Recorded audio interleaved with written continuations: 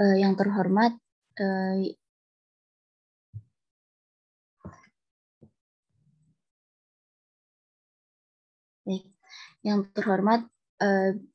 Ibu pengampu mata kuliah kajian kitab tafsir klasik, Ibu Hana Natasha MAG, dan teman-teman yang berbahagia.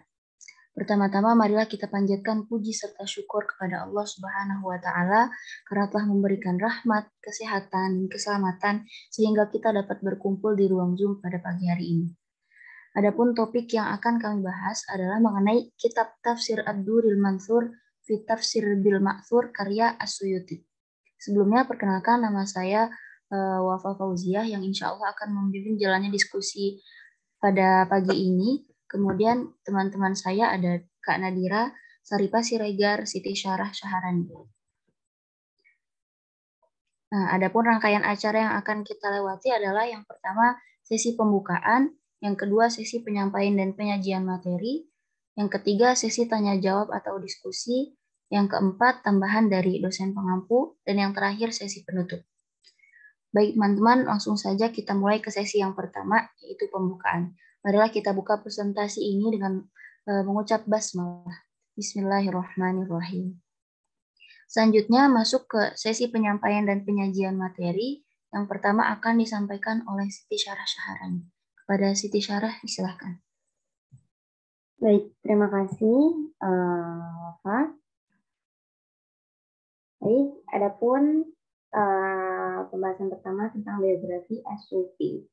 As-Suyuti memiliki nama lengkap Abdurrahman bin Kamal bin Abu Bakar bin Muhammad bin Sadiquddin bin Fakhr Uthman bin Naziruddin Muhammad bin Saifuddin Hadir bin Najmuddin Abi Soleh Ayub bin Nasiruddin Muhammad ibn Syekh Hamamuddin Al-Hamam Al-Hudhairi Al-Syuyuti Asy-Syafi'i.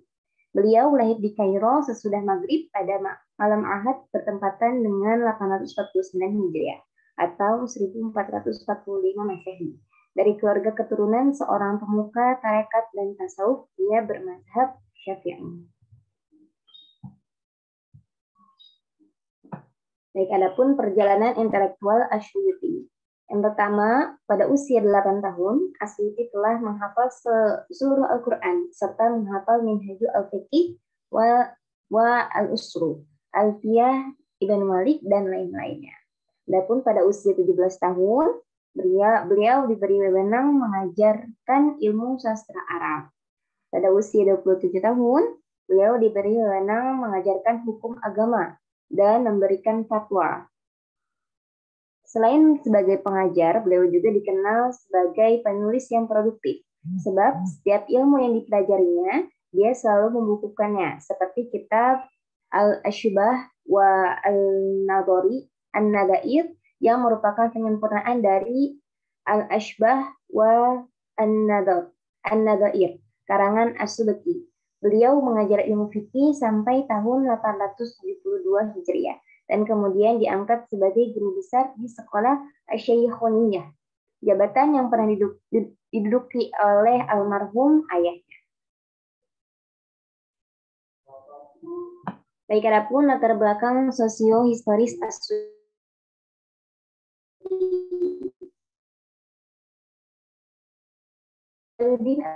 As-Suyuti hidup pada masa pemerintahan Mamluk abad ke-15 Masehi, yang sebelumnya berdiri dengan Hulaguhon pada pertengahan abad ke-13 Masehi atau 1261 Masehi. Hal ini sangat menguntungkan bagi Jalaluddin Asy-Syuyuti dalam mengembangkan karir keilmuannya, di mana pada masa-masa pemerintahan ini pusat-pusat studi Islam berkembang pesat. Perhatian para penguasa pusat di Mesir maupun penguasa di Syam sangat besar terhadap studi Islam. Adapun materi selanjutnya akan disampaikan oleh Wafa. Dan saya persilakan. Baik, terima kasih. Selanjutnya, di sini saya akan membahas tentang guru-guru As-Suyuti. Nah, Imam As-Suyuti itu memiliki banyak sekali guru pada masa hidupnya beliau. Nah, di sini ada beberapa nama-nama guru Imam As-Suyuti yang paling masyhur dari kalangan laki-laki maupun perempuan.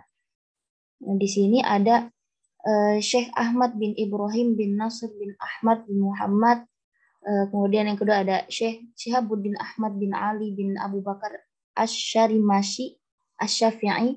Yang ketiga ada Syekh Taqiyuddin Ahmad bin Muhammad bin Hasan bin Ali bin Yahya Ats-Tsumunni. Yang keempat ada Syekh Taqiyuddin Asy-Syibli Al-Hanafi, yaitu guru Imam As-Suyuti dalam bidang hadis, dan masih banyak seterusnya. Kemudian next. Kemudian ada guru dari kalangan wanita. Yang pertama ada Amatul Kholiq Ummul Khair, yaitu seorang ahli hadis dan ia merupakan orang yang terakhir meriwayatkan Sahih Bukhari dari ulama Hijaz. Kemudian ada Ammatul Aziz binti Muhammad bin Yunus Al-Amani, ada Ummul Fadl binti Muhammad Al-Misriyah, terus ada Ummul Fadl bin Muhammad Al-Maqdisi, Ummul Hani binti Abul Hasan Al-Hurini, yaitu seorang penulis dan ahli hadis. Kemudian ada Khadijah binti Abul Hasan bin Mulqin, dan masih banyak seterusnya. Next. Nah, di sini lanjut ke karya-karya As-Suyuti. Imam As-Suyuti itu meninggalkan karya-karya yang banyak dalam berbagai disiplin ilmu. Bukan hanya disiplin ilmu Al-Quran aja, jadi banyak dari ilmu fikih, hadis, dan yang lainnya. Karena beliau itu waktu masih mudanya itu sangat rajin menulis buku. Nah, terus ditandai dalam kitab Kashful Dhunun karya Haji Khalifah itu dijelaskan bahwa karya tulis Imam As-Suyuti itu mencapai 540 kitab. Terus dalam An-Nurus Sofir An Akhbaril Qurnil Ashir yang ditulis oleh Syekh Sayyid Abdul Qadir bin Abdullah Al-Idrus dijelaskan bahwa karya-karya beliau telah mencapai jumlah hingga 600 karya, selain yang dia perbaiki ulang dan yang tidak jadi diedarkan. Sedangkan menurut Sayyid Muhammad Abdul Hayy Al-Kattani, jumlah keseluruhan karya Imam As-Suyuti adalah 904 kitab dalam berbagai disiplin ilmu. Nah, di sini ada karya-karyanya yang terkenal aja ya. Di antara lain ada yang pertama Al-Itqan fi Ulumil Quran, kitab yang menjadi rujukan utama dalam disiplin ilmu ulumul Quran. Terus ada Ad-Durrul Mansur fi Tafsir bil Ma'thur yang kali ini kita bahas, yaitu adalah kitab tafsir yang mengikuti metode tafsir bil Ma'thur. Kemudian ada Tafsir Jalalain, kitab tafsir yang merupakan yang udah dikenal dan diajarkan di seluruh kawasan dunia Islam. Karena kitabnya itu nggak terlalu tebal, tapi syarat syarat kandungan ilmunya hampir mencukupi gitu. Kebanyakan dipelajari di pesantren-pesantren gitu ya. Terus ada Al-Iqfil fil Istimbatit Tanzil, kitab yang termasuk dalam kategori tafsir ahkam, yaitu yang mengkhususkan pembahasan tafsir dari sudut pandang penunjukan suatu ayat mengenai suatu hukum. Next. Nah, di sini juga ada Alfiyah As-Suyuti fi Ilmul Hadis, kitab yang memuat 1000 nazom, yaitu bilangan tepatnya adalah 994 nazom yang menjelaskan tentang ilmu hadis. Terus ada Tadribur Rawi, syarah dari Taqribun Nawawi. Itu merupakan salah satu rujukan utama dalam bidang ilmu hadis. Kemudian ada Jami'us Shaghir, kitab yang merupakan kitab hadis yang mana di dalamnya itu mencantumkan lebih dari 10.000 hadis yang disusun berdasarkan huruf hijaiyah. Ada lagi Al-Ashbah wan Nadhair fi Qawaid wa Furu'is Syafi'iyah, kitab induk dalam bidang ilmu qaidah fikih dalam madhab Syafi'i secara khusus dan dalam ilmu fikih Islam secara umum. Terus ada Al-Hawi lil Fatawi, kitab yang memuat fatwa-fatwa beliau dalam berbagai disiplin ilmu, mulai dari masalah-masalah yang berkaitan dengan tauhid, yang berkaitan dengan Al-Quran, hadis, fikih, nahu dan sorof dan tasawuf dan lain-lainnya. Next. Nah, selanjutnya akan disampaikan oleh Saripah. Baik, masih dengan karya-karya Imam As-Suyuti. Di sini karya-karyanya di bidang hadis ada beberapa macam. Yang pertama ada Ad-Dibaj, ada Sahih. Bidang tafsir. Tafsir terjemahan Al-Quran, tafsir Al-Quran Al-Azim, Lalu tafsir Ad-Dur Al-Mansur fi tafsir bil Ma'thur. Terus ada juga di bidang ulumul Al-Quran, Al-Itqan fi ulumul Quran, Mutasyabih Al-Quran, Lubab An-Nukul fi Asbab An-Nuzul, lalu Al-Mahdab Waqa'a fil Quran dengan Mu'rab. Terus yang itu ada Muhammad Al-Quran fi Muhammad Al-Quran. Next.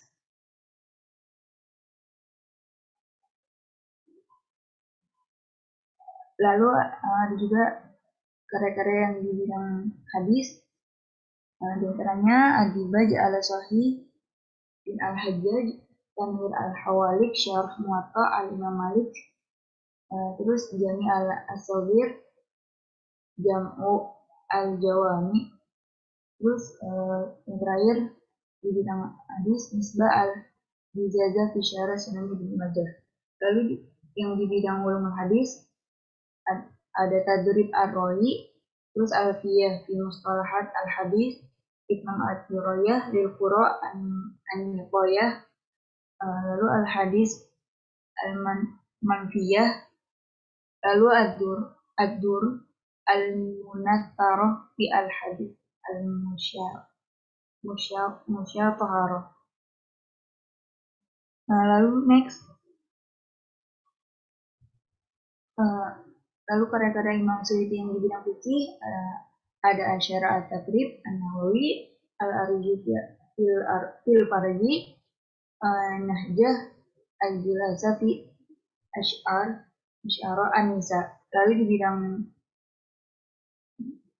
di bidang ulumul hadis ada Manaqib Abi Hanifah, Manaqib Malik, Tarikh Syuyut, Tarikh Khulafa, dan Husna al-Muhadarah fi Akhbar Surah Al-Qahirah. Next.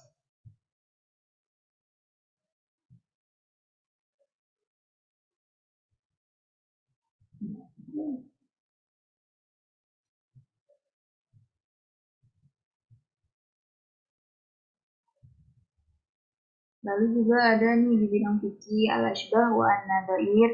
Terus di bidang ulumul hadis ada Asbah wa An-Nadhair fil Arabiyah, Alfiyah bin Nahwi, Bughiyah Al-Wi'at, Kitabafat An-Nuhat, Al-Iqtirah fi Usul An-Nahwi, At-Tajib fi I'rab Mushkil Al-Minhaj.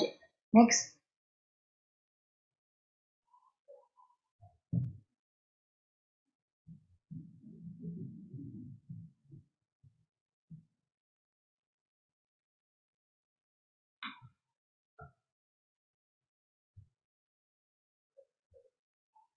Lalu ada juga identifikasi fisiologis tafsir Ad-Dur Al-Mansur di tafsir bil Ma'thur. Kitab Ad-Dur Al-Mansur di tafsir Al-Ma'thur memiliki sampul berwarna hitam dengan tulisan berwarna emas dan ukiran berwarna hijau.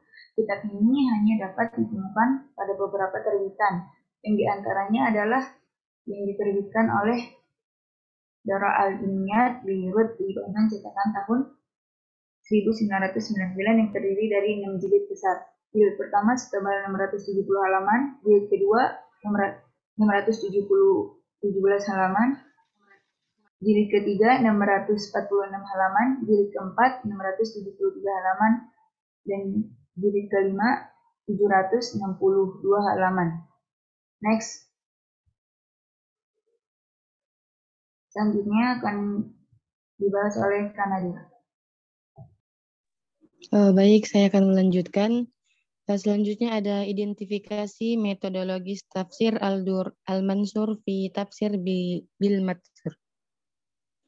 Nah, di sini ada latar belakang penulisan dan penamaan kitab tafsir Al-Dur Al-Mansur. Nah, kitab Al-Dur Al-Mansur fi tafsir Al-Mansur merupakan kitab yang ditulis sebagai tanggapan atas kitab yang telah ditulis oleh Imam Asy-Syuyuti sebelumnya, yaitu Turjumanul Quran, sehingga dapat ditarik kesimpulan bahwa penyusunan kitab ini dikarenakan ada ketidakpuasan Imam As-Suyuti pada kitab sebelumnya. Mengenai Bi Al-Matsur, kitab karangan As-Suyuti dikatakan sebagai kitab tafsir Al-Matsur. Hal ini disebabkan karena dalam menafsirkan kitab Ad-Dur Al-Mansur fi tafsir Al-Matsur, hanya menggunakan riwayat-riwayat yang berasal dari Rasulullah, sahabat, dan tabi'in. Selanjutnya, metode penulisan tafsir Al-Dur Al-Mansur fi Tafsir bil Matsur. As-Suyuti memulai surat dengan menyebutkan nama surat, jumlah ayat, kemudian Makki Madani, kemudian membaginya ke dalam beberapa bagian. Lalu beliau mencukupkan dengan menyebutkan riwayat-riwayat dan terkesan mencampurkan antara riwayat yang sahih, doif, mungkar, maudhu tanpa adanya tahqiq, kritik, penyeimbang ataupun tarjih. Lalu beliau juga menghubungkan qiraat dengan sahabat atau yang meriwayatkan qiraat tersebut tanpa menjelaskan apakah qiraat tersebut berasal dari jumhur ataukah mutawatir, sahih atau syaz. Penafsiran, contohnya hadis tentang cobaan Nabi Ibrahim alaihissalam, kemudian sifat dari Hajar Aswad serta letaknya dan sebagainya. Ada salah satu akhir penafsiran yang menyebutkan dalam surah Al-Khul dan surat Al-Hafid. Para ulama meragukan apakah kedua surat masuk bagian dari Al-Quran atau tidak. Memang seperti itu. Nama surat tersebut dapat dalam mushaf Ubay bin Ka'ab, dan selanjutnya didapat bahwa adanya surat tersebut tidak diakui oleh imam-imam mutawatir, kumpulan sahabat dan umat. Di akhir penafsirannya, As-Suyuti menyebutkan nukilan yang panjang dari kitab Asbab An-Nuzul karya Al-Hafiz Ibnu Hajar. Next.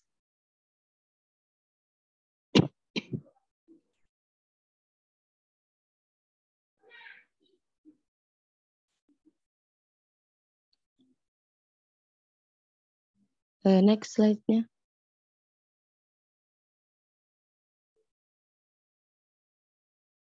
Oke, selanjutnya.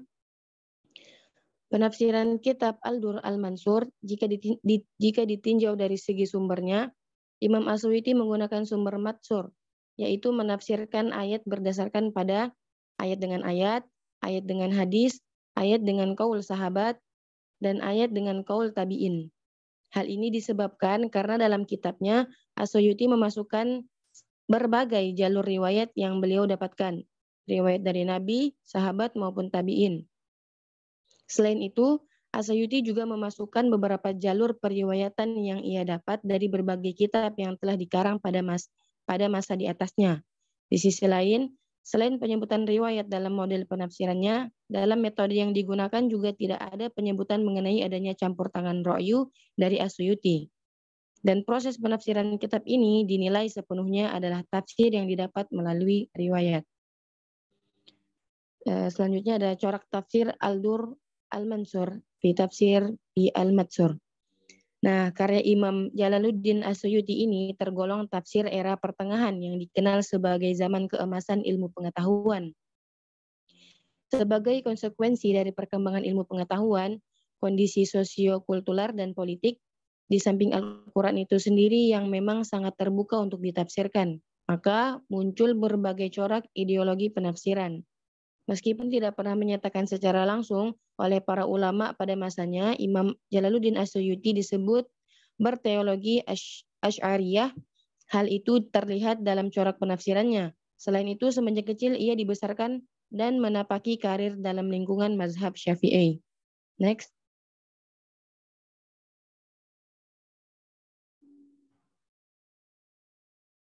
Selanjutnya ada karakteristik penulisan dari Al-Dur Al-Mansur fi Tafsir bil Matsur. As-Suyuti memulai surat dengan menyebutkan nama surat, jumlah ayat, kemudian Makki Madani, kemudian membaginya ke dalam beberapa bagian. Beliau mencukupkan dengan menyebutkan riwayat-riwayat dan terkesan mencampurkan antara riwayat yang sahih, doif, mungkar, maudhu tanpa adanya tahqiq, kritik, penyeimbang ataupun tarjih. Beliau menghubungkan suatu qiraat dengan qori'nya dari sahabat atau yang meriwayatkan qiraat tersebut tanpa menjelaskan apakah qiraat tersebut berasal dari jumhur ataukah mutawatir, sahih atau syaz. Adanya sesuatu yang menyimpang yang tidak berhubungan dengan penafsiran. Contohnya hadis tentang cobaan Nabi Ibrahim alaihissalam. Ini bukannya udah tadi ya. Kemudian sifat dari Hajar Aswad serta letaknya dan sebagainya. Ada salah satu bentuk akhir penafsiran yang menyebutkan dalam surah Al-Khul dan surah Al-Haf, para ulama meragukan apakah kedua surat ini termasuk bagian dari Al-Quran atau tidak. Namun yang dimaksud oleh As-Suyuti bukanlah seperti itu, tetapi adanya nama surat asing tersebut terdapat dalam Mushaf Ubay bin Ka'ab. Dan selanjutnya didapat bahwa adanya surat tersebut tidak diakui oleh imam-imam mutawatir, kumpulan sahabat dan umat. Di akhir penafsirannya, As-Suyuti menyebutkan nukilan yang panjang dari kitab Asbab An-Nuzul, karya Al-Hafiz Ibnu Hajar. Selanjutnya ada sistematika penulisan tafsir Ad-Dur Al-Mansur. Rangkaian yang ditempuh oleh Imam As-Suyuti dalam menafsirkan ayat-ayat guna menjelaskan maksud Allah dalam Al-Quran yang berkaitan dengan surat biasanya disebutkan sebagai berikut.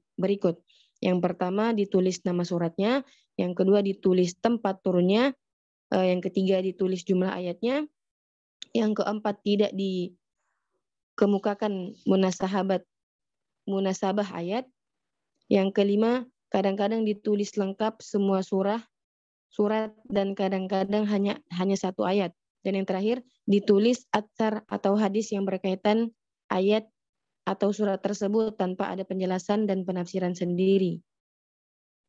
Next.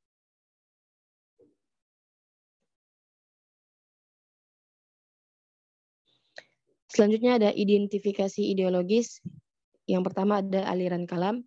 Akidah Imam As-Suyuti adalah akidah Ahlussunnah wal Jamaah. Itu terlihat dari kitab-kitab beliau yang membela para sahabat dan berpegang teguhnya beliau pada sunnah.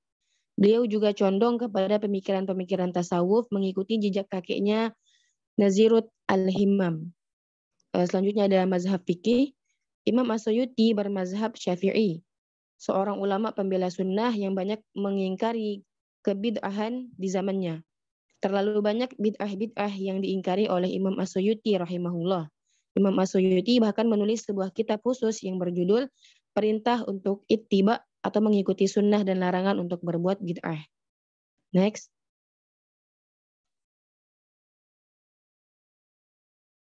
Terakhir kesimpulannya, kitab Ad-Dur Al-Mansur fi Tafsir Al-Matur karya As-Suyuti adalah kitab yang dikarang sebagai dari kitab yang telah ia karang sebelumnya, Turjumanul Quran. Dan keterangan lebih lanjut menyatakan bahwa kitab adalah ringkasan dari dikarangnya kitab Turjuman, sehingga dapat disimpulkan bahwa latar belakang yang menjadi acuan utama ditulisnya kitab Ad-Dur Al-Mansur fi Tafsir Al-Matur adalah adanya ketidakpuasan Imam As-Suyuti mengenai kitab Turjumanul yang panjang, sehingga mengarang kitab sebagai ringkasan dari kitab tersebut dan ia bernama Ad-Dur Al-Mansur fi Tafsir Al-Matur.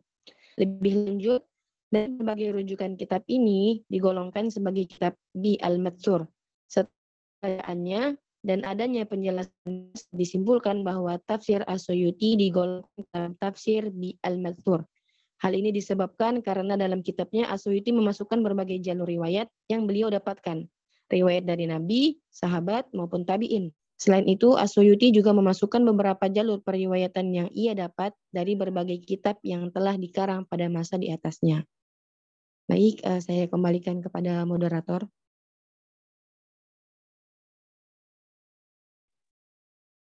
Baik, terima kasih kepada para pemateri yang telah menyampaikan dan menyajikan materi pada hari ini. Sesi yang selanjutnya adalah kita buka sesi tanya jawab dan diskusi. Bagi teman-teman yang ingin bertanya, dibuka termin pertama dengan 3 penanya.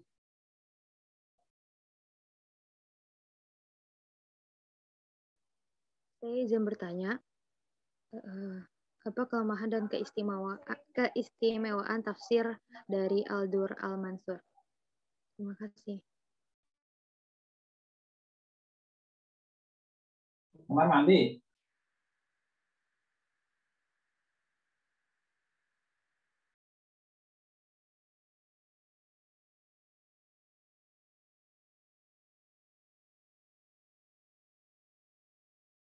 Baik, terima kasih Salva. Bagi teman-teman lain yang ingin bertanya, silakan.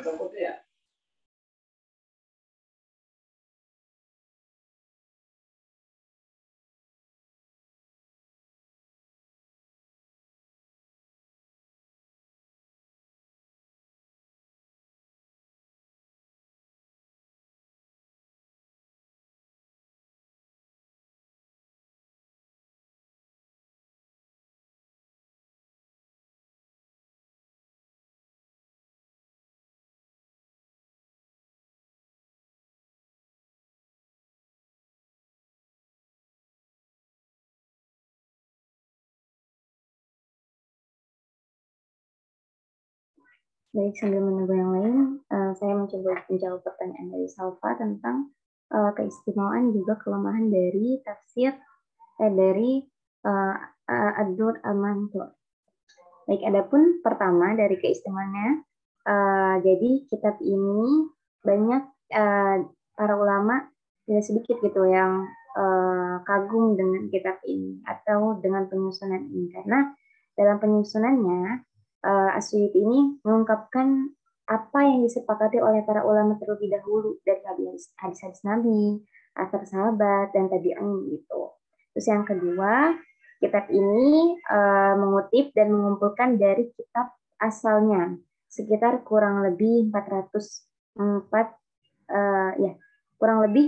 kitab, mulai dari kitab tafsir klasik hingga yang modern gitu. Terus yang ketiga, keistimewaannya itu tafsir ini terbilang banyak menggunakan tafsir bil ma'thur dengan berpegang teguh pada hadis-hadis Nabi dan asar gitu dalam penukilan riwayatnya. Nah, dalam penukilan riwayatnya juga beliau tidak mencampur adukan dengan pendapat akal gitu. Jadi banyaknya dari tafsir bil ma'thur. Selanjutnya beliau juga As-Suyuti ini dalam akhir karyanya ini beliau menuliskan doa Khatmul Quran gitu. Jadi lebih berkah juga ya. Selanjutnya untuk kelemahannya tersendiri dari kitab ini, beliau itu menyebutkan ayat-ayat Al-Quran tanpa nomor. Sebagaimana kadang juga beliau meninggalkan sebagian tafsirnya. Yang kedua, banyak munculnya sesuatu yang tidak ada hubungannya dengan tafsir. Misal seperti hadis yang berkaitan dengan cobaan Nabi Ibrahim dan sifat-sifat Hajar Aswad dan tempatnya dan lain-lain. Lalu yang ketiga, beliau ini menisbatkan bacaan qiraatnya pada sahabat atau kepada orang yang meriwayatkannya tanpa menjelaskan apakah bacaan jumhur mutawatir atau tidak, bahkan sahih atau sanadnya gitu. Ya, seperti itu mungkin keistimewaan juga kelemahan dari kitab. Baik, terima kasih Syarah karena telah menjawab pertanyaan dari Salva. Bagi teman-teman yang ingin bertanya lagi, silahkan.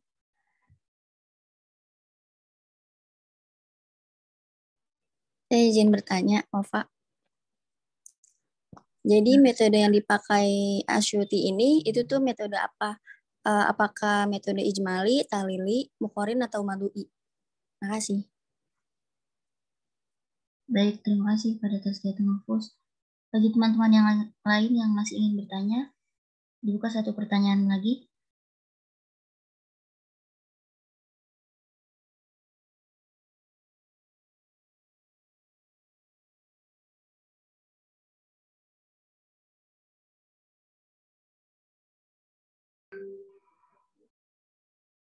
Mungkin sambil menunggu pertanyaan dari teman yang lainnya, saya izin menjawab dulu pertanyaan dari Tazkiyatul Nufus.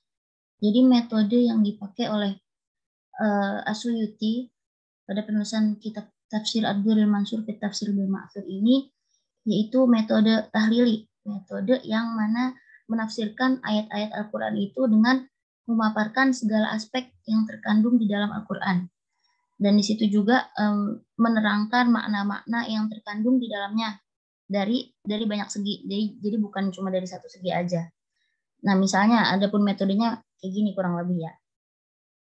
Yang pertama, As-Suyuti itu memulai surat dengan menyebutkan nama surat, jumlah ayat, terus kemudian maki madaninya, kemudian dibagi-bagi ke dalam beberapa bagian gitu, dikelompokkan. Kemudian As-Suyuti juga mencukupkan dengan menyebutkan riwayat-riwayat dan terkesan mencampurkan antara riwayat yang sahih, dhaif, terus riwayat yang mungkar, maudhu, itu tanpa adanya tahqiq, tanpa adanya kritik, penyeimbang ataupun tarjih gitu ya. Kemudian beliau juga menghubungkan suatu qiraat dengan qori'nya dari sahabat ataupun yang meriwayatkan qiraat tanpa menjelaskan apakah qiraat tersebut berasal dari jumhur atau mutawatir, sahih atau syadz gitu. Terus penafsirannya, contohnya hadis tentang cobaan Nabi Ibrahim alaihissalam, kemudian sifat dari Hajar Aswad serta letak dan sebagainya. Itu contoh penafsirannya. Kemudian metodenya ada salah satu bentuk akhir penafsiran yang menyebutkan dalam surat Al-Qul dan surat Al-Haf. Para ulama itu meragukan apakah kedua surat ini termasuk bagian dari Al-Quran atau tidak. Namun yang dimaksud oleh As-Suyuti bukan seperti itu, tapi adanya nama surat asing tersebut terdapat dalam Mushaf Ubay bin Ka'ab. Dan selanjutnya didapat bahwa adanya surat tersebut tidak diakui oleh imam-imam mutawatir, kumpulan sahabat dan umat-umat yang lainnya. Nah, di akhir penafsirannya, As-Suyuti juga menyebutkan nukilan yang panjang dari kitab Asbabun Nuzul karya Al-Hafidh Ibnu Hajar. Gitu. Jadi disimpulin lagi pada kitab Ad-Durrul Mansur ini As-Suyuti menggunakan metode tahlili. Mungkin bagi teman-teman yang lain masih ada yang ingin bertanya, persilakan.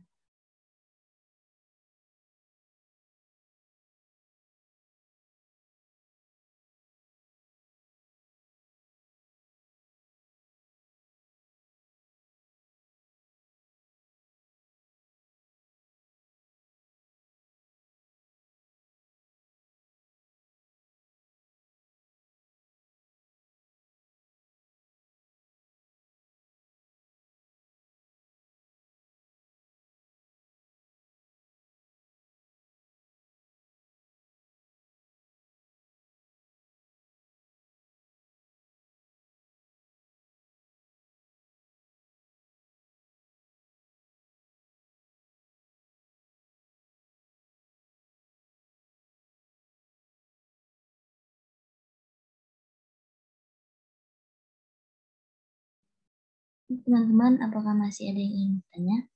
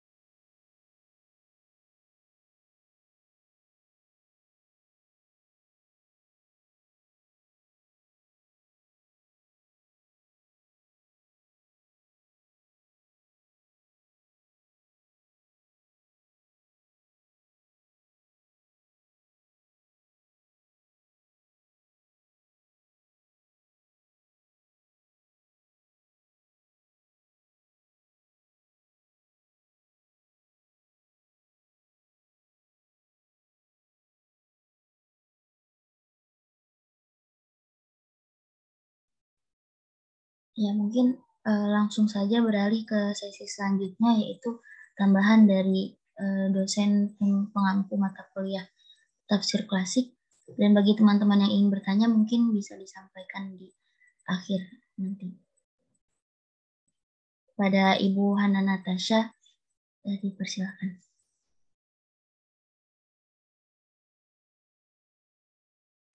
Oke, baik. Sudah semuanya ya. Baik, alhamdulillah. Jadi juga makalahnya.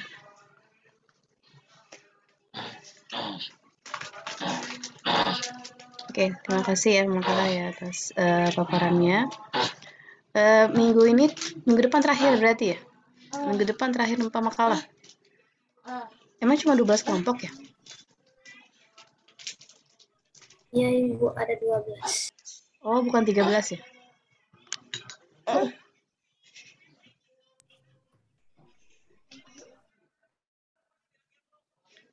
berarti pertemuan kita hanya 15 seluruhnya ya dengan UTS dan UAS.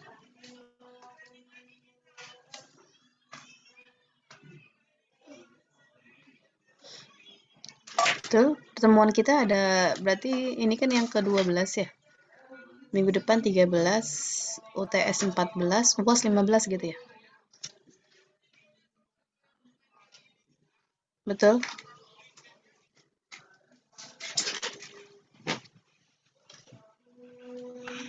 Kalau di silabus ada materi lagi nggak?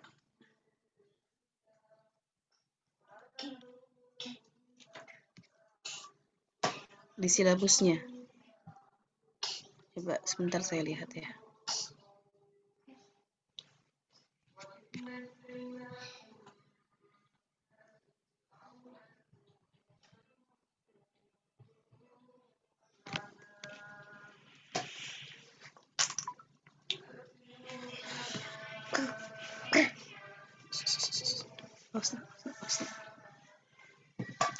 Slow.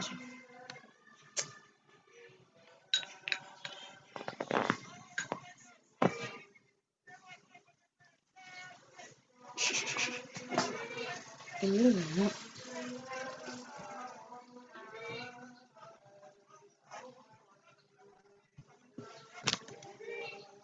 Ada yang sudah pegang, ada yang sudah buka RPS? Ada Ibu. Apa memang? Sebentar.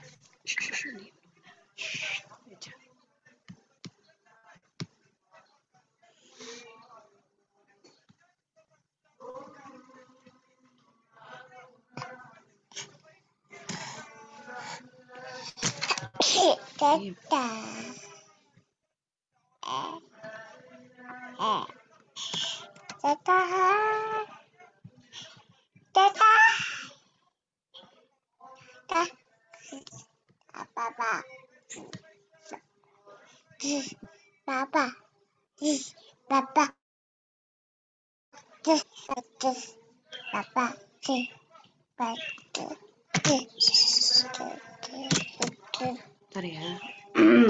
Oke. Sambil menunggu. Diam.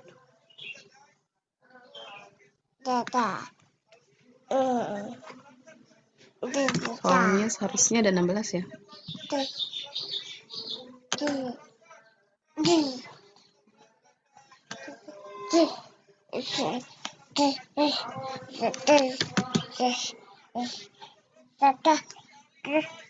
Nanti sambil kita bahas terakhir deh.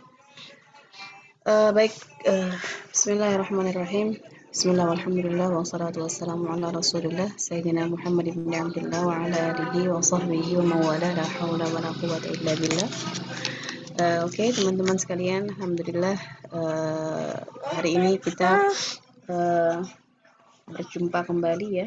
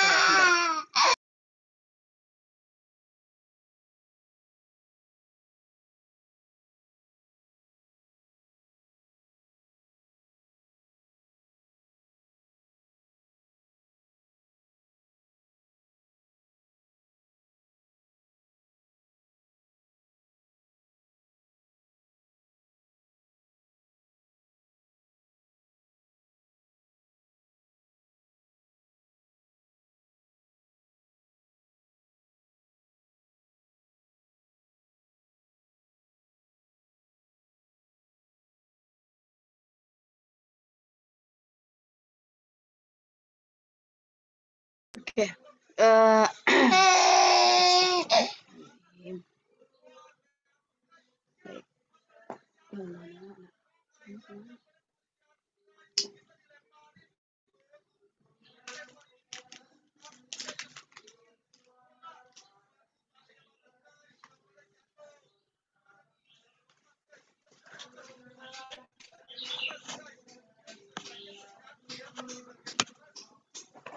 Sini.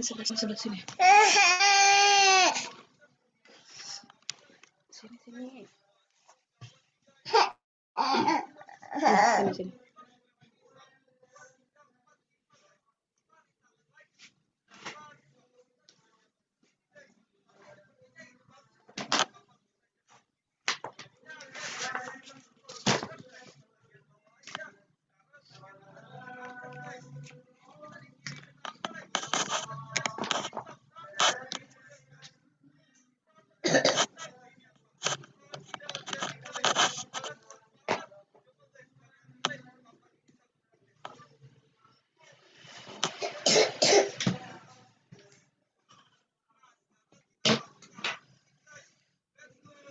Oke, baik.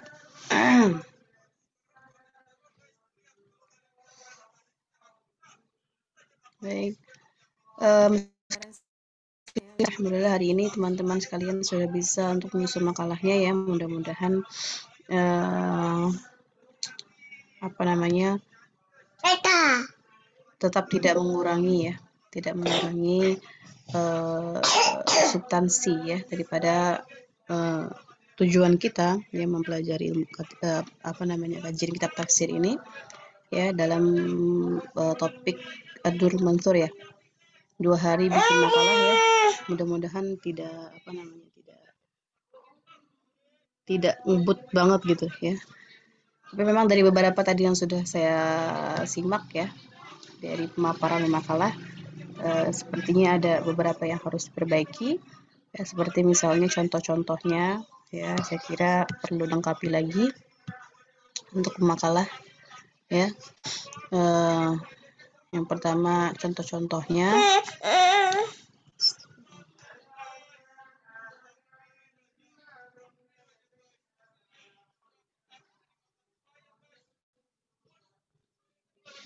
Bentar, saya share screen dulu.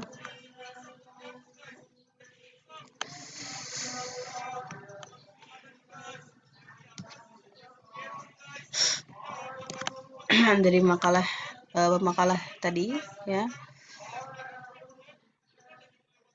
Ini beberapa yang perlu diperbaiki ya, penulisan ini Baghdad itu bukan pakai T, pakai D. Kemudian biografi perjalanan intelektual. Baik, perjalanan intelektual saya kira tidak ada masalah di sini. Hanya di sini penulisan Yusrin ini bukunya apa? Ya, dilengkapi bukunya Yusrin itu apa? Ya.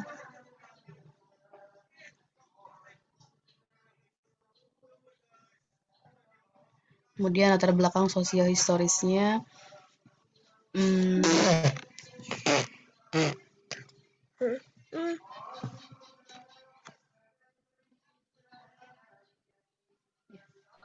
Latar belakang sosiohistorisnya sudah ada. Saya kira untuk biografi tidak sulit ya untuk mendapatkan informasi tentang Imam As-Suyuti. Tapi di sini dilengkapi As-Suyuti apa nih nama kitabnya ya, pemakalah ya. Apa nama kitabnya As-Suyuti yang kalian kutip di sini? Ya. Dari nomor 7 itu apa bukunya? Dari guru-gurunya itu nama beliau kalian mengutipnya dari kitab apa? Kemudian karya-karyanya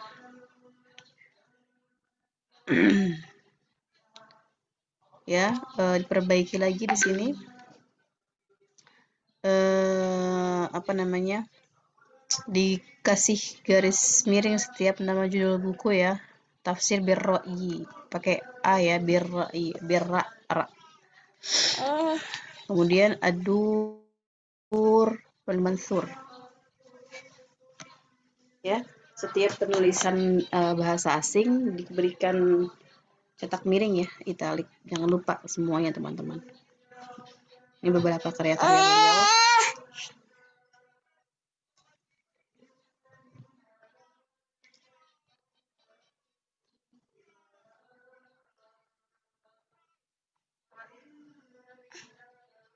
Baik, banyak sekali kitab karya-karya beliau. Ya, kalau kalian ingin merujuk ya ini apa saja nama karya-karya beliau ya dalam bidang keilmuan Islam ya, khazanah keilmuan Islam itu banyak sekali dari bidang hadis, ilmu hadis, Quran, kemudian ilmu Quran, tafsir ilmu Quran maksudnya.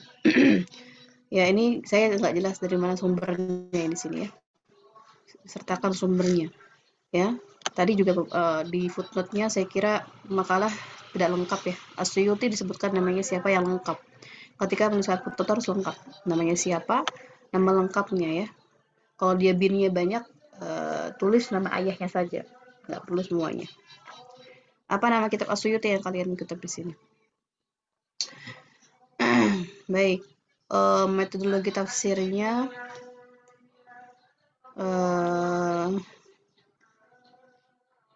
ini diperbaiki ya. Diperbaiki ketika ini kayaknya terlalu menjorok ke sini ya. Di apa namanya diatur lagi. supaya bagus tata letak setiap poin-poinnya. Identifikasi fisiologis, dari mana sumbernya, ya, dari mana sumbernya tolong diperbaiki. Terbelakang penulisannya juga, ini tidak ada sumber sama sekali di sini ya. Dari mana kalian dapatkan ini?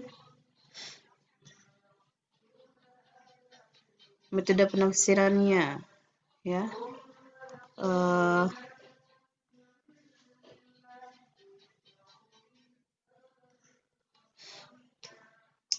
Beliau menyusun dengan menggunakan metode tahlili. Dari mana sumbernya itu? Jurnal Mafatih, Jurnal Ilmu Al-Quran. Apa nama? Kalau dari jurnal, tolong dituliskan apa nama judul jurnalnya, apa judulnya yang menuliskan tentang ini, ya.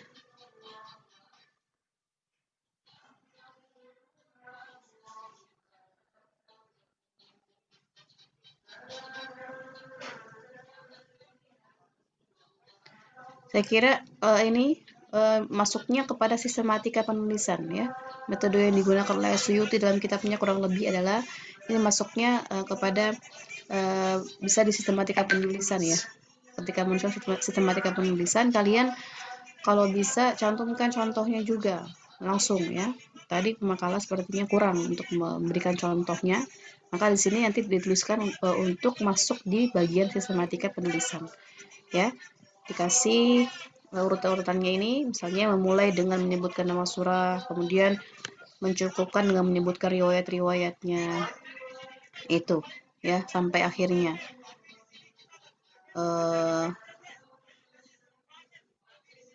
Ini penafsiran, contohnya hadis tentang cobaan Nabi Ibrahim maksudnya apa, ya, diperjelas lagi. Saya kira itu kurang jelas ini maksudnya apa nih makalah ini. Ada salah satu bentuk penafsiran yang menyebutkan dalam surah Al-Khul dan Al-Hafat. Ini apa maksudnya? Ya, dilihat lagi sumbernya, coba.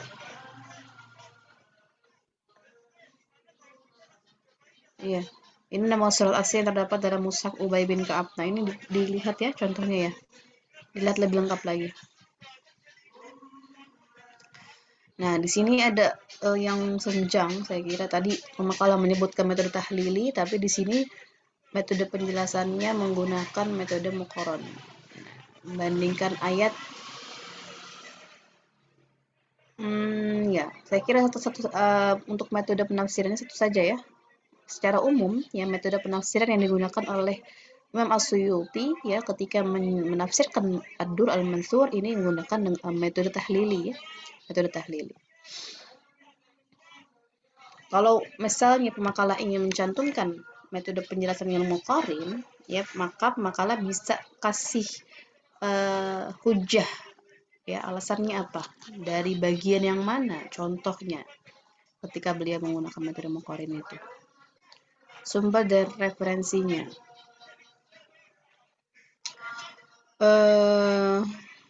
Ya. Dari segi sumbernya bil ma'thur, ya betul. Kemudian apakah As-Suyuti ini juga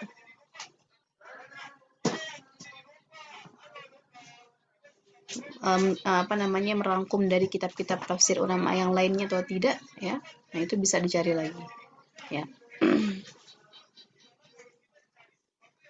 Corak tafsirnya. Nah, ini dikasih garis miring ya.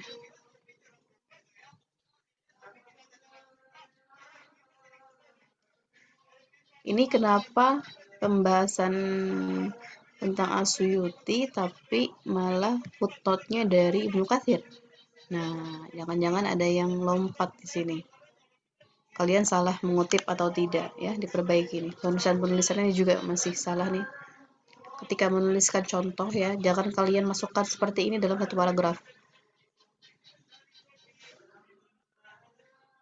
Nah, ini para pemakalah mencantumkan tafsir Ibnu Katsir dan dilihat di sini ya. Di sini nggak perlu.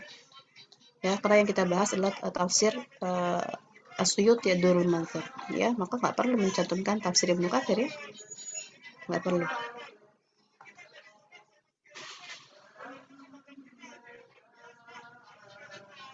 Baik. Corak penafsirannya mana nih? Nggak ada, ya. Corak penafsiran Ad-Durrul Mansur apa? Ya, kita lihat apakah beliau itu coraknya lughawi atau fiqhi atau coraknya apa namanya, adabi atau bagaimana. Nah, itu pemakalan nanti cari lagi, ya.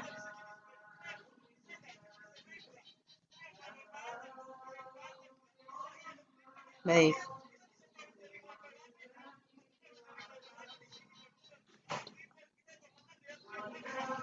Nah, ini untuk karakteristik dan sistematika. Kalau karakteristik itu nggak perlu dijabarkan, ya. Jadi karakteristik itu hanya misalnya pemakalan mencari hal yang berbeda dari kitab ini apa, dari kitab ini dengan kitab-kitab yang lainnya. Misalnya karakteristik yang apa namanya, karakteristik penulis Ad-Durrul Mansur, ya. Misalnya beliau banyak memuat tentang riwayat-riwayat gitu, ya.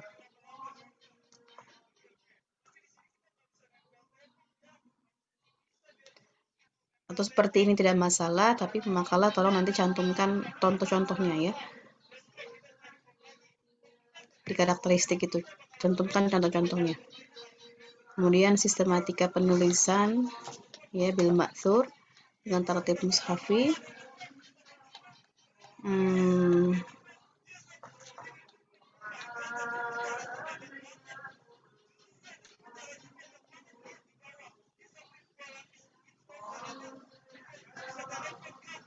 Ini apa ini?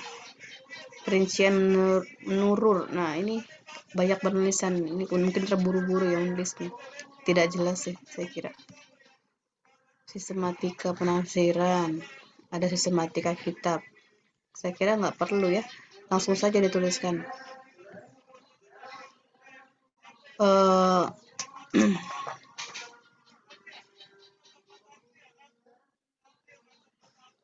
Langsung saja sistematika kitabnya, misalnya beliau menuliskannya sesuai dengan tartib mushafi, dan apa saja yang beliau bahas dalam kitabnya, misalnya. Itu bisa begitu saja. Ya, ini diperbaiki lagi nih, banyak yang salah nih. Satu ya ada sebagainya, kandungan ayat YIJD, nggak jelas, ya. Ya, baik, pemakalah nih banyak yang perlu direvisi sepertinya dari makalahnya, ya, mungkin karena terburu-buru, ya. Ya, makanya pemakalah kalau menyiapkan makalah itu kalau bisa dilihat, ya, apakah tiba giliran saya atau belum, gitu, ya. Nih banyak sekali yang salah penulisannya, ya. Di sini semuanya salah. Identifikasi ideologi, aliran kalamnya.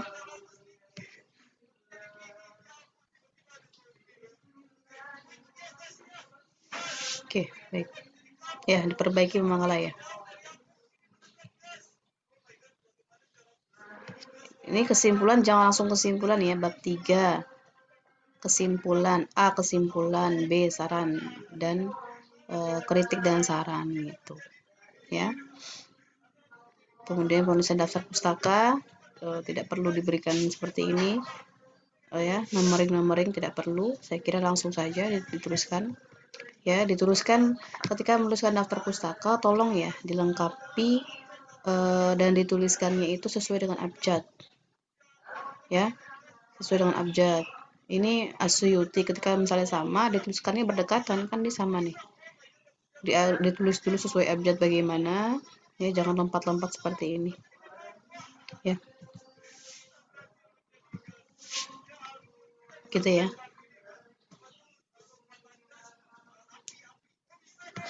Oke, baik. Langsung saja mungkin saya akan bahas sedikit, ya, tambahan dari saya beberapa. Bismillahirrahmanirrahim. Ad-Durrul Mansur fi Tafsir bil Ma'thur lil Imam As-Suyuti, ya. Jadi memang yang hari ini akan kita bahas adalah karya seorang ulama yang luar biasa, ya, ulama yang mempunyai banyak kemahiran, ya, mempunyai banyak kemampuan, memiliki banyak penguasaan dalam bidang-bidang ilmu keislaman gitu ya. Beliau orang yang nubur ya, orang yang mubajjal ya, sangat alim luar biasa dalam berbagai disiplin keilmuan, dan alimnya itu betul-betul alim ya. Bukan hanya alim dalam bidang ilmu tafsir saja, bukan alim hanya dalam bidang ilmu hadits saja ya, tapi betul-betul sangat mendalami ya bidang tafsir, bidang hadis, bidang fiqih, usul fiqih juga ya. Oleh karenanya dari kita melihat ya kepiawaian beliau, kealiman beliau, begitu dalamnya keilmuan beliau ya, kita lihat karya-karyanya itu bisa begitu memberikan kontribusi yang besar gitu ya, dan karya-karyanya semuanya sangat kepake gitu ya, sangat banyak dijadikan referensi ketika kita sedang membahas sebuah bidang keilmuan tafsir misalnya. Itu rujukan utamanya itu rata-rata para ulama ketika misalnya mengarang ilmu tafsir atau ilmu Quran itu banyaknya merujuknya ke kitabnya As-Suyuti ya, seperti yang kita tahu Al-Itqan fi Ulumul Quran, itu kan kitab yang magnum opus gitu ya, kitab babon gitu dalam bidang ulum tafsir ya, dalam bidang ulumul Quran, yang dalamnya banyak sekali memuat tentang kaidah-kaidah tafsir gitu ya. Di antaranya misalnya ada ulama dari Mekah ya, Sayyid Alawi, itu ketika mengarang kitab Qawaid al-Asasiyah fi Ulumul Quran itu merujuknya ke kitab Al-Itqan gitu ya. Jadi mereka itu mengambil inspirasi itu dari buku yang dikarang oleh Imam As-Suyuti ini. Ya. Itu makanya ketika kita melihat sebuah karya yang dihasilkan oleh seorang ulama yang kemudian memberikan dampak yang begitu besar ya dalam dunia keilmuan Islam ya, maka tidak mungkin kalau penulisnya ini adalah orang yang biasa. Tentu pasti orang yang luar biasa ya, sehingga kitabnya bisa memberikan implikasi begitu besar ya, jadikan banyak rujukan ya. Dan dalam bidang tafsir ya, dalam bidang tafsir karya beliau itu bukan hanya Ad-Durrul Mansur ya. Jadi Imam As-Suyuti ini banyak sekali menulis karya-karya ya dalam satu bidang, meskipun mirip-mirip gitu ya, meskipun mirip-mirip, tapi ketika beliau sudah menuliskan satu judul misalnya, beliau kemudian menganalisa lagi gitu ya, ternyata dalam kitab itu masih banyak kekurangan. Dalam tafsir saja misalnya, Durrul Mansur tadi dikatakan oleh teman-teman pemakalah juga disampaikan, Durrul Mansur ini sebenarnya hanya kitab ringkasan ya, kitab yang cukup ringkas dari kitab-kitab beliau lainnya dalam bidang tafsir ya. Karena sebelum beliau menuliskan Ad-Durrul Mansur ya, beliau ini menuliskan kitab Turjumanul Quran ya, menuliskan kitab Turjumanul Quran dalam bidang tafsir juga, tentang tafsir ya. Akan tetapi dalam kitab Turjumanul Quran banyak hal-hal yang dirasa masih kurang ya, atau ada kontennya itu misalnya ada sebuah penafsiran tapi yang dibahas adalah matan dan sanadnya misalnya begitu panjang ya, sehingga beliau merasa karena begitu panjang maka diringkas dalam kitab Durrul Mansur. Ya, sebab kenapa? Sebab beliau melihat dalam perkembangan zaman ketika sebuah kitab tafsir kemudian di dalamnya banyak sekali memuat tentang riwayat-riwayat besar sanad yang begitu panjang, itu akan membuat bosan pembacanya. Gitu ya, oleh karenanya beliau mengarang kitab Ad-Durrul Mansur untuk menyempurnakan itu, ya, untuk mengarang sebuah kitab tafsir yang tentu masih dengan corak yang sama yaitu bil ma'thur, akan tetapi sanad matannya itu dimasukkan lengkap, hanya saja tidak terlalu bertele-tele gitu ya. Itu kemudian ada juga sebenarnya kitab tafsir beliau ya, diantaranya adalah tadi ya Majma'ul Bahrain, kitab Majma'ul Bahrain.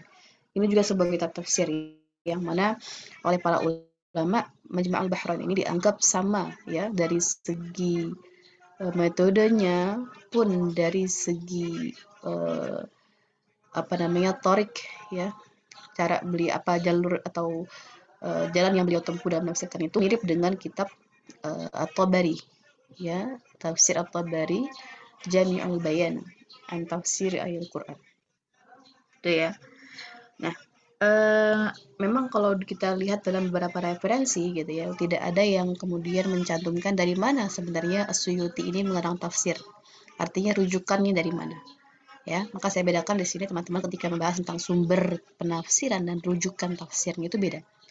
Ketika membahas tentang sumber penafsiran, maka kita akan diarahkan kepada 3 pilihan. Apakah sumber penafsirannya itu bil ra'yi, bil ma'thur, atau bil isyari. Itu ya, hanya 3 saja. Tapi ketika kita membahas tentang rujukan penafsiran, maka yang kita bahas adalah apakah beliau banyak mengutip dari kitab-kitab tafsir yang lain, begitu. Maka dari seluruh karya-karya tafsirnya Imam As-Suyuti, ya, beliau ini sepertinya mempunyai genre yang sama, ya, dalam bidang sumber penafsirannya. Maka sumber penafsiran yang beliau gunakan dalam seluruh kitab tafsirnya itu sama-sama masih dengan bil ma'thur, ya, pemangkalah, bukan bil ma'thur, bil ma'thur, karena ada hamzahnya di situ. Hamzahnya sukun. Sumber penafsirannya bil ma'thur, yang mana beliau hanya mencantumkan penafsiran yang ada riwayatnya, ya, baik itu dari tabi'in, sahabat, maupun dari Nabi alaihissalam langsung. Jadi beliau tidak sama sekali mencantumkan bagaimana ijtihad beliau, bagaimana pendapat beliau dalam ayat tersebut. Jadi pure, ya. Kalau kalian ingin melihat kitab tafsir yang kemudian tidak terlalu menjelimet tentang riwayat dan tidak terlalu banyak sekali memuat tentang sanadnya, ya, dalam arti sanadnya tidak terlalu banyak dari awal sampai akhirnya, tidak, itu di kitab Ad-Durrul Mansur, ya. Makanya di kalangan ulama Indonesia itu ketika mengutip sebuah ayat yang kemudian ingin mengambil riwayatnya, maka banyaknya merujuk ke kitab Ad-Durrul Mansur, ya. Ini kalau kalian ingin mencari kitab tafsir bir riwayah atau bil ma'thur yang cukup ringkas, maka tafsir Ad-Durrul Mansur menjadi sebuah pilihan bagi kalian, ya, karena tidak terwarnai dengan hal-hal lain. Jadi memang langsunglah semuanya itu penafsirannya bir-riwayah. Nanti akan kita lihat contohnya, bagaimana model penafsirannya, bagaimana bentuk atau isinya, isi kitab tafsirnya. Baik, itu dari sumber periwayatan. Kemudian dari rujukan tafsirnya, ya, rujukan tafsirnya, saya kira tidak secara langsung, ya, kemudian beliau menukilkan atau menuliskan bahwa misalnya saya mengambil banyak sumber dari kitab ini seperti yang kemarin-kemarin, ya, seperti ulama-ulama sebelumnya ketika menuliskan sumber tafsir, terus secara jelas misalnya dicantumkan saya mengambil rujukan, gitu ya, misalnya dari kitab Az-Zamakhsyari dalam bidang lughah, atau mengambil riwayatnya dari At-Tabari misalnya. Tidak, ya, tapi memang kalau dilihat dari segi model-model penafsirannya, ya, beliau itu mirip sekali dengan kitab tafsirnya At-Tabari. Hanya saja bedanya kalau At-Tabari itu lahirnya kitab tersebut, tafsir At-Tabarinya itu muncul di awal-awal, ya, awal-awal permulaan perkembangan ilmu Islam, ya, perkembangan keilmuan Islam itu awal-awal mulanya pada abad 2-3 Hijriah, ya, ketika tafsir baru mulai tumbuh, yang kemudian tafsir dipisahkan dari hadis, penulisannya yang sebelumnya satu dalam hadis tapi kemudian baru dipisahkan tafsir. Maka At-Tabari ini yang awal pertama kali, ya, kemudian mengarang kitab tafsir yang begitu lengkap, meskipun sebelumnya ada Al-Farra misalnya, kan, tapi At-Tabari ini yang cukup menjadi pusat perhatian orang-orang, ya, ketika beliau mengarang kitab tafsir, ya. Kalau At-Tabari di awal-awal, kalau Suyuti ini munculnya itu baru di abad ke-9 sampai 10, jadi abad pertengahan ketika masa Abbasiyah, ya. Nah, itu. Nah, Imam As-Suyuti itu mirip dengan model-modelnya penafsiran At-Tabari, ya.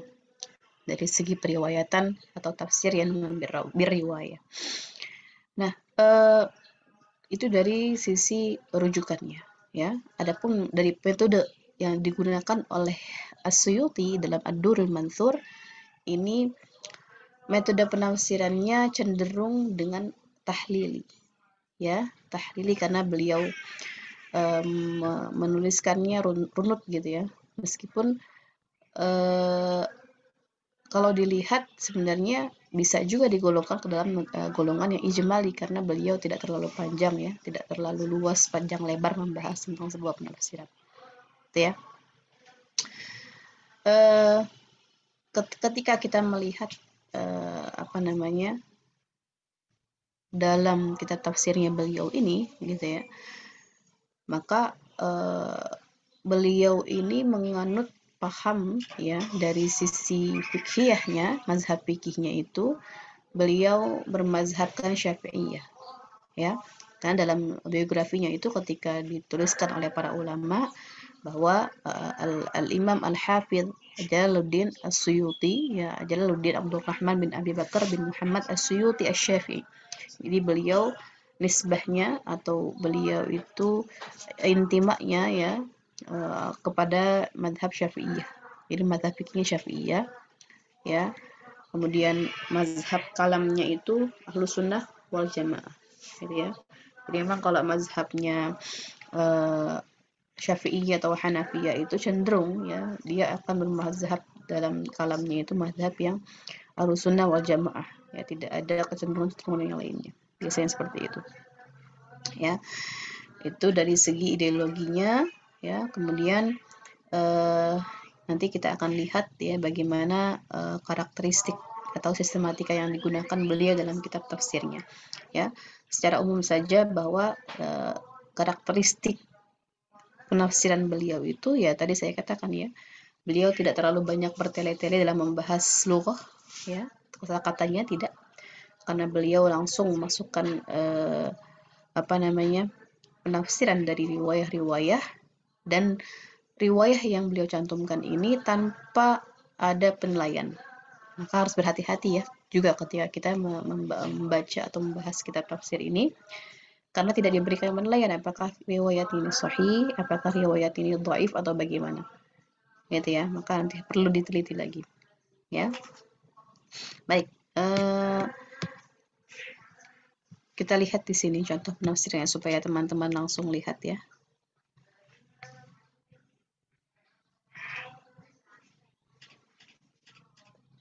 Tipe makalah dilengkapi ya contoh-contohnya ya, karena saya lihat tadi sangat kurang. Ini kitab tafsirnya langsung muqaddimah suratil Fatihah. Kita lihat ketika membahas Al-Fatihah ya, sini beliau langsung menyebutkan riwayat. Nah, riwayat. Jadi beliau tidak menuliskan seperti ulama lainnya misalnya ini suratul Fatihah terdiri dari berapa ayat, kemudian nama lainnya apa, tidak. Jadi beliau langsung masukkan di sini. Ada riwayat dari Abad bin Humaid dalam tafsirnya an Ibrahim qala sa'altul Aswad an Fatihatil Kitab minal Quran ya. Ya qala dan sebagainya. Anna Ubay bin Ka'ab kana yaktub Fatihatal Kitab wal Mu'awwidzatain. Beliau hanya mencantumkan begini saja ya. Dia mencantumkan tentang nama Al-Fatihah. Itu Fatihatul Kitab gitu ya.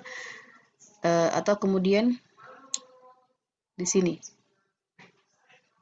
beliau mencantumkan sebenarnya tentang salah satu fadilah ya atau keutamaan surah Al-Fatihah ya, keistimewaan Al-Fatihah, tapi beliau tidak mencantumkan bahwa ini membahas tentang keistimewaan. Dia langsung mencantumkan di sini misalnya langsung sanadnya akhraja ya Abad bin Humaid ya, sama yang tadi kana Abdullah ya la yaktub Fatihal Kitab fil mushaf wa qala law katabtuha la katabtu fi awwali kulli syai'in ya, wa akhraj al-Wahidi fi asbab an-nuzul ya, wa Tsa'labi fi tafsirih an Ali radhiyallahu anhu qala nazalat Fatihatul Kitab di Makkah ya min kanzi tahtil arsy. Ya, ini beliau menjelaskan tentang di mana turunnya Fatihatul Kitab di mana diturunkan di Al-Fatihah, tapi beliau langsung menuliskannya dengan sanadnya, ya. Jadi diturunkannya di Makkah, ya. Kemudian di sini ya masih beliau bahas tentang riwayat-riwayat tentang surah Al-Fatihah, ya, tentang muqaddimah Al-Fatihah. Ya, lagi-lagi beliau tidak sama sekali menuliskan tentang penjelasan dari beliaunya. Ya, jadi langsung membahas tentang bagaimana sanadnya, bagaimana riwayat-riwayat yang berkaitan dengan Al-Fatihah, ya. Di sini semuanya masih, ya.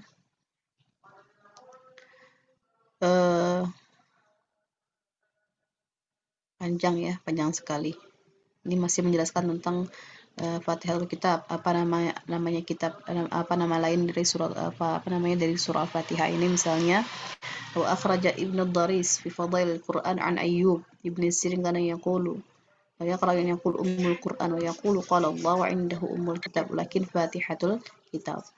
Itu nama-nama lainnya, ya. Kemudian di sini ada juga, ya, di sini diriwayat dari Abu Hurairah, ya, yang meriwayatkan bahwa Rasulullah SAW Rasulullah berkata idza qara'tum alhamd, ya. Jadi Rasulullah menyebut Al-Fatihah juga dengan nama alhamd. Faqra'u bismillahirrahmanirrahim innaha ummul Qur'an. Nah, disebutkan di sini dalam riwayat ini bahwa Al-Fatihah itu mempunyai nama lain Ummul Qur'an, Ummul Kitab, was-sab'ul mathani. Ya. Ini riwayat dari Darul Qutni, disebutkan wasabul mathani bismillahirrahmanirrahim ihda ayatuha, salah satu ayatnya, ya. Kemudian ini juga masih menerangkan tentang nama lain Al-Fatihah, ya. Nah, ini lalu sudah langsung masuk kepada penjelasan berapa ayatnya. Di sini dijelaskan dari riwayat Imam Ali bahwa innama hiya 6 ayat faqala bismillahirrahmanirrahim ayat, ya. Masih menjelaskan tentang jumlah ayatnya, ya, tapi dengan menggunakan riwayat-riwayat yang ada.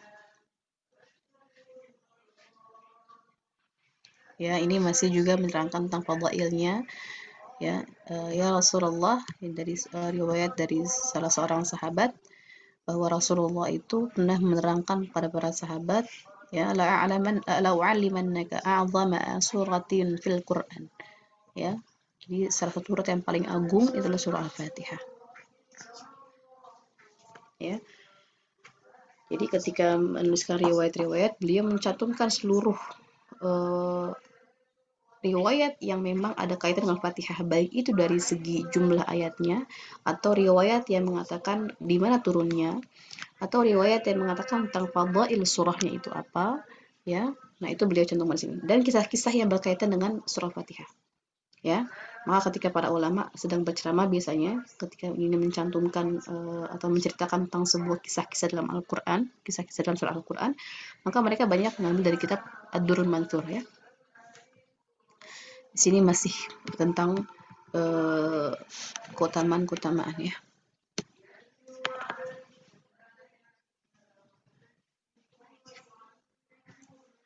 Baik.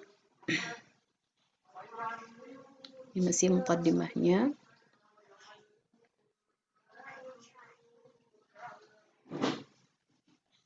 Panjang, ya, muqaddimah panjang sekali di sini, ya. Di sini ada beberapa misalnya kisah-kisah, ya, ketika diturunkan Fatihatul Kitab, sesungguhnya iblis itu iblis, ya. Jadi iblis itu sangat marah ketika diturunkan Al-Fatihah. Itu cerita-cerita tentang Al-Fatihah ada dalam Durrul Mansur ini, ya. Riwayat-riwayat yang ada, ya. Baik. Ini cukup panjang, ya. Nah, di sini baru ketika mulai masuk kepada penafsirannya, beliau di sini tuliskan misalnya suratul Fatihah Makkiyah ayatuha sab'a, ya, baru dituliskan begitu. Ayatnya ada 7. Nah, ketika misalnya menafsirkan ayatnya sama seperti yang tadi, ya. Qaulu ta'ala bismillahirrahmanirrahim. Penafsiran tentang apa itu bismillahirrahmanirrahim langsung beliau paparkan dengan menggunakan riwayat. Apa itu bismillah? Ya, maka di sini beliau mengambil riwayat dari Ummi Salamah, ya, dari Ummi Salamah. Bismillahirrahmanirrahim dan sebagainya.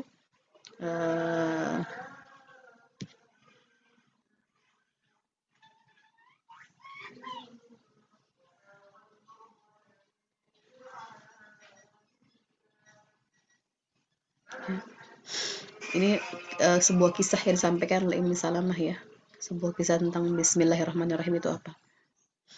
Kemudian misalnya di sini tentang apa itu Bismillahirrahmanirrahim, ya, dijelaskan misalnya dari Ibnu Khuzaimah fi Kitabil Basmalah qala istaraqa syaitan minan nas, ketika mengucapkan bismillah itu, ya.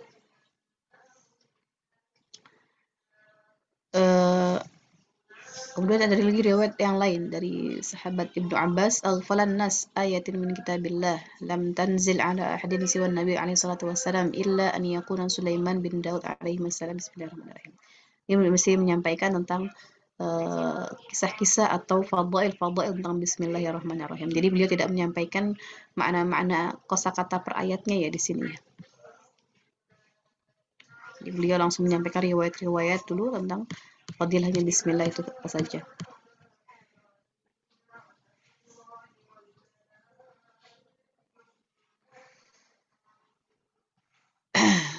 Baik, ini tentang Bismillahnya saja. Tentang Bismillah cukup panjang. Baik. Ini masih ayat pertamanya. Kemudian kita lihat misalnya bagaimana penafsiran di ayat yang keduanya Al-Fatihah. Ketika menafsirkan tentang qala Ar-Rahman, apa itu Ar-Rahman? Ya, isim mamnu. Kemudian Ar-Rahman isim la yastati'un nas an yantahiluhu. Kemudian Ar-Rahman li jami'il khalqi Ar-Rahim bil mu'minina khassah. Ar-Rahman itu untuk siapa? Ar-Rahim itu untuk siapa? Ar-Rahman untuk semua makhluk, Ar-Rahim untuk orang mukmin saja. Itu beliau menyampaikannya dari semuanya menggunakan riwayat, ya, semuanya menggunakan riwayat. Jadi satu ayat itu dibahasnya banyak, panjang lebar, tapi dengan menggunakan riwayat yang berbeda-beda, ya, menggunakan riwayat yang berbeda-beda. Oke, itu gambaran, ya, gambaran daripada tafsir Ad-Durrul Mansur. Itu kalau kalian pengen tahu, ya, modelnya seperti itu kita tafsirnya, ya. Mungkin kalau orangnya ingin melihat bagaimana isi atau ingin melihat langsung apa sih tafsir ayat ini, ya, maka tafsir ini sebenarnya tidak terlalu recommended, ya, karena terlalu banyak riwayatnya, jadi tidak langsung to the point apa sih maknanya. Tapi kalau ingin memperkaya sebuah penafsiran, misalnya ingin tahu apa versi-versi lainnya dari tafsir ayat ini, ada kisah apa, ada keutamaan apa, di riwayat apa, maka bisa merujuknya ke kitab tafsir ini, ya. Tapi kalau pengen tahu langsung kontennya, maka tidak terlalu direkomendasikan lah untuk dibaca, ya. Kemudian di sini misalnya apa itu alif lam mim, ya, beliau menggunakan riwayat-riwayat.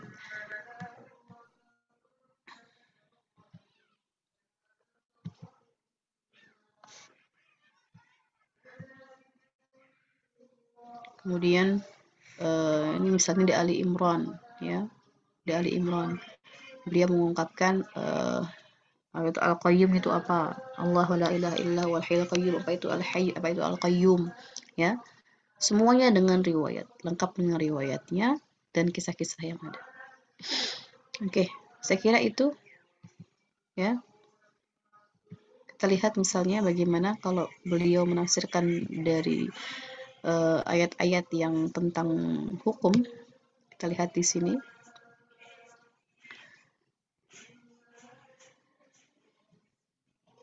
Misalnya ayat tentang wudu, ya. Ya ayyuhalladzina amanu idza qumtum ila shalah, ketika ada ayat tentang hukum, ya. Di sini misalnya beliau menafsirkannya langsung, ya, menggunakan riwayatnya, ya. Tapi di sini ada sedikit komentarnya bisa nadil dhaif, ya. Akhraja Ibnu Jarir wa Ibnu Hatim wa Tabrani bisa nadil dhaif Al-Qalamah, ya. Beliau memberikan sedikit komentar, tapi tidak banyak, ya. Hanya di beberapa tempat saja.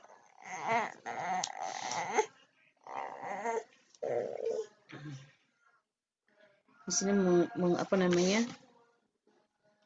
mengungkapkan tentang kisahnya Rasulullah ya.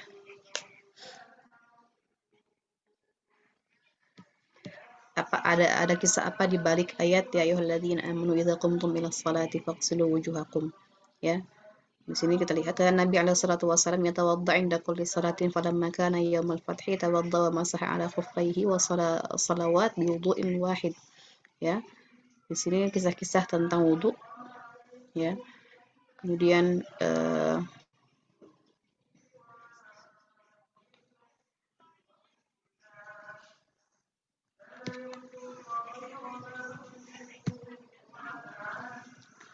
Kemudian ketika misalnya mengungkapkan tentang pendapat-pendapat para ulama, misalnya ulama-ulama dalam mazhab fikih, di sini kita lihat wa akhraja Malik wa Syafi'i ya, beliau mengungkapkan pendapat dari Imam Malik dan Syafi'i gitu ya. Anna ma'na hadhihi ayat idza qumtum ila shalah inna dzalika idza qumtum minal madaji'i yani an-naum.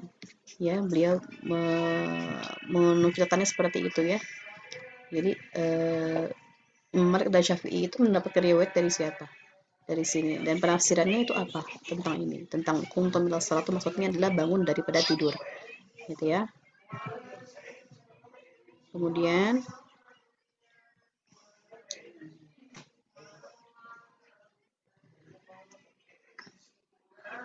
di sini misalnya beliau apa makna faghsilu wujuhakum wa aydiyakum ya, faghsilu. Nah, di sini beliau meriwayatkannya ya dari para ulama yang kemudian mensifati sifat Rasulullah ketika berwudu. Apa itu faghsilu? Idza tawadda'a daral ma' 'ala mirfaqaihi. Jadi mengalirkan airnya ya. Gitu. Tidak membahas detil-detil bagaimana pendapat para ulama mazhab fikih, tidak. Kalau Syafi'iyah begini, kalau Malikiyah begini, dan tidak terlalu juga terlihat fanatisme beliau dalam mazhab salah satu mazhab fikihnya. Meskipun beliau mazhab Syafi'iyah ya, tapi beliau tetap objektif ketika memaparkan seluruh pendapat para ulama, gitu ya.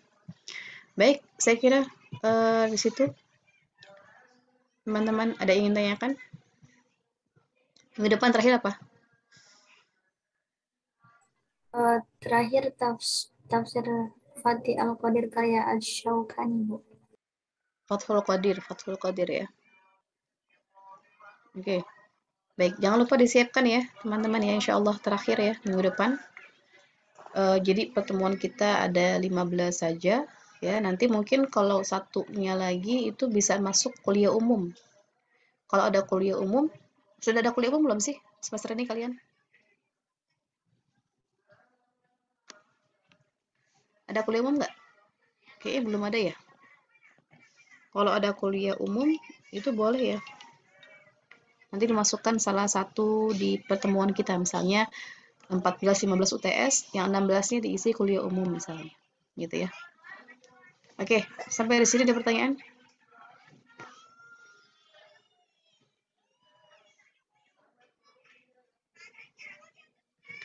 Ada yang ingin ditanyakan? Cukup? Di bulan puasa ya, pertama kali ya kita pertemuannya di bulan puasa. Ya mungkin kalian juga sudah lelah. Saya takut kalian kecapean ya. Kalau misalnya ada yang ingin ditanyakan, silahkan nanti tanyakan ke saya ya. Jangan lupa makalah diperbaiki lagi makalahnya, diperbaiki referensinya, diperbaiki penulisannya, diperbaiki kontennya ya. Tadi yang di akhir-akhir itu saya kira banyak yang perlu diperbaiki. Jadi sistematika penulisan, karakteristik penafsirannya gitu ya, dan footnote-nya diperbaiki, dari mana sumbernya, bagaimana cara menulis footnote yang baik ya, kemudian bagaimana cara menulis daftar pustakanya ya. Baik, kalau begitu cukup ya, insyaallah cukup ya. Baik, karena ini Ramadan pertama di perkuliahan kita ya, saya ucapkan mubarak alaikum syahr ya, mudah-mudahan menjadi Ramadan yang bermakna buat kalian, meskipun tetap masih kuliah ya, tapi jangan sampai mengurangi esensi dari Ramadan kalian ya. Mudah-mudahan perkuliahan ini juga menjadi satu nilai ibadah yang luar biasa besar ya, dibandingkan ibadah-ibadah yang lainnya ya, karena yang namanya menuntut ilmu itu kan satu amal yang luar biasa ya, terpuji, amal yang memang disifati oleh Rasulullah itu sebagai salah satu amal yang malaikat itu iri ya kepada makhluk Allah yang namanya manusia ya, karena bisa mendapatkan satu amal yang fadilahnya luar biasa ya. Seluruh penduduk langit dan bumi itu memuji ya, oleh karenanya usaha kalian untuk tetap menuntut ilmu di bulan Ramadan ya, apalagi kalau misalnya dengan jiddi wal ijtihad, dengan ijtihad yang luar biasa, tetap semangat dalam menuntut ilmu ya, tetap semangat dalam kuliah meskipun di bulan Ramadan, itu insya Allah ya, meskipun tidak bisa lagi kalian gunakan waktu untuk tadarus Quran di pagi-pagi hari, tapi insya Allah fadilahnya juga akan kalian dapatkan lebih besar lagi, karena yang kalian lakukan adalah sebuah kewajiban kalian gitu ya, kalian menunaikan sebuah kewajiban yang juga insya Allah akan dinilai dengan pahala yang berlipat ganda. Jadi kuliahnya kalian di bulan ini itu nilainya lebih daripada kuliahnya kalian di bulan-bulan yang lain ya. Jadi jangan lupa tetap semangat ya, jangan jangan malas-malasan meskipun di bulan Ramadan ya, justru harus lebih semangat lagi kuliahnya ya. Mudah-mudahan semuanya dimudahkan ya, menjalani Ramadannya dimudahkan dalam menjalani perkuliahan di bulan ini, dan mudah-mudahan akhir daripada perkuliahan kita di bulan ini diberikan keberkahan oleh Allah Subhanahu wa taala dengan berkahnya bulan Ramadan ya. Baik, saya mohon maaf jika banyak kekurangan, jika banyak kesalahan. Insyaallah kita bertemu lagi pekan depan, sampai bertemu di akhir Ramadan ya. Insyaallah mudah-mudahan semuanya kita sampai di Lailatul Qadar ya, insyaallah. Amin ya rabbal alamin. Nasta'fikum jami'an. Wallahu muwaffiq ila aqwamit thariq. Wassalamualaikum warahmatullahi wabarakatuh.